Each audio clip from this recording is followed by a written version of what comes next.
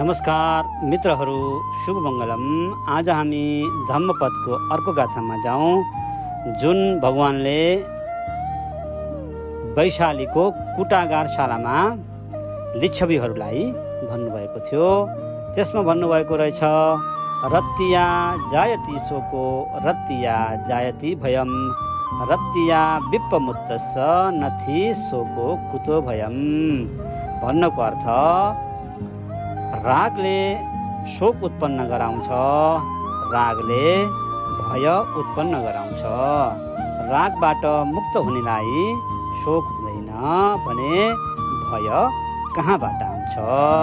हेर्नुहोस्, फेरि पनि मित्रहरू, प्रेम, राग, क्लेश आदि इत्यादिले शोक भय उत्पन्न गराउँदो रहेछ। त्यसबाट विरत भएर दूर भएर बस्ने अभ्यास गरौँ। सबैको शुभ होस्, मङ्गल होस्, कल्याण होस्।